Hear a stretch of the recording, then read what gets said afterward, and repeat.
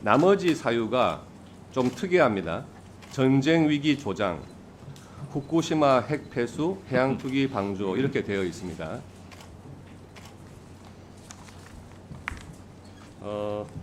지난 2일 본회의 표결을 거쳐서 민주당은 이재명 전 대표와 민주당을 겨냥해 수사해온 검사 4명의 탄핵 소추안을 법사위에 회부시켰습니다.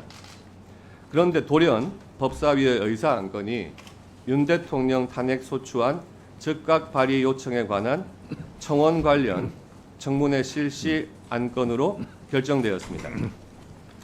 다들 아시다시피 어제 오전 김여정 북한 노동당 부부장이 담화를 냈습니다. 해당 내용에는 윤석열에 대한 탄핵 소추 발의를 요구하는 국민 청원자 수가 100만 명을 돌파했다는 사실에 주목해야 한다고 되어 있는데 안건을 상정하는 시기가 같은 날 어제 오후였습니다. 혹시 안건 상정에 북한 조선노동당의 담화가 참고된 것이 아닌지 의문이 듭니다. 오늘과 같이 갑작스레 장경태 잠깐만요. 발언 중지해 주세요. 잠깐만. 발언 중지해 주세요. 관련 발언 잠깐 중지해 청문회 주세요. 실시 안건을 마이크 잠깐 꺼 주세요. 상정한 것에 대한 발언 잠깐 중지해 주세요. 잠깐만요. 국민의힘한테 유리한 얘기입니다. 자, 다른 의원님 질의 시간에 다른 의원님들께서 소리를 지르거나 발언을 해서 발언에 방해를 주면 안 됩니다. 그것은 국민의힘 의원님도 그렇고 민주당 의원님도 그렇고 조국혁신당 의원님도 똑같습니다.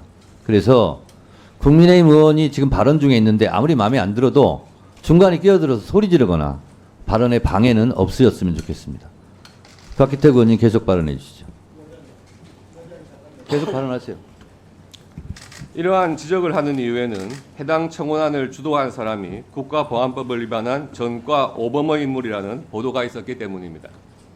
해당 인물이 선고받은 판결문에는 대한민국의 자유민주적 기본 질서를 부정하고 북한 사회주의 체제를 찬양, 고모하는 내용의 글을 게시하고 이적 표현물을 반포, 소지한 혐의가 인정된다라고 명시되어 있습니다.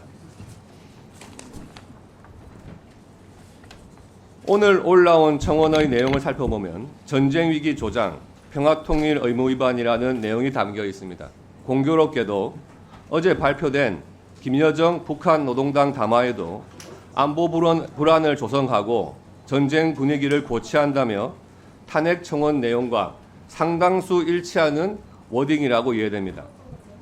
북한 노동당의 담화문에서 탄핵 청원을 운운하며 전쟁 분위기를 고취한다는 내용과 유사한 내용이 담겨있는 탄핵 청원안, 그리고 청원 주도자의 과거 전력에 따른 의문들이 우선적으로 해결되어야 함을 강조드립니다.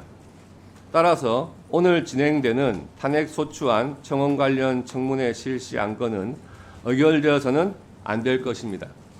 그렇지 않다면 민주당이 조선노동당의 이중대임을 자인하는 것이거나 최소한 국가보안법 위반 전과자에 의해 대한민국 국회가 노란한 치욕적인 순간으로 역사에 기록될 것입니다. 이상입니다. 자, 잠깐만요. 저기요. 잠깐만요. 자, 국민의힘 의원님, 민주당 의원님들, 국민의힘 의원 입장에서는 저렇게 이야기할 수 있어요. 그건 국민들이 판단합니다. 그리고 그 발언에 대해서 못마땅하거나 불만이 있으면, 그리고 위원장의 의사 진행에 대해서 뭐 도움을 줄 말씀이 있으면 의사 진행 발언을 손들고 하면 됩니다. 그러니까 가급적이면 동료 의원들 발언할 때는 좀 자제해 주시고요. 그리고 가급적 대체 토론은 이 토론과 관련된 내용을 주로 하시기 바랍니다. 그런데 이게 무슨 조선노동당 얘기도 나오고 해서 제가 위원장으로서 이 청원에 관한 국회법을 잠깐 여러분들께 먼저 주지시켜 드리도록 하겠습니다. 국회법 제125조 청원심사 보고 등 위원회는 의결로 위원이나 전문위원을 현장이나 관계기관에 파견하여 필요한 사항을 파악하여 보고하게 할 수 있으며 필요한 경우 청원인, 이해관계인 및 학식, 경험이 있는 사람으로부터 진술을 들을 수 있다 이렇게 되어 있고요. 국회법 125조 5항 이게 중요합니다. 위원회는 청원이 회부된 날로부터 90일 이내에 심사 결과를 의장에게 보고하여야 한다. 의무사항입니다.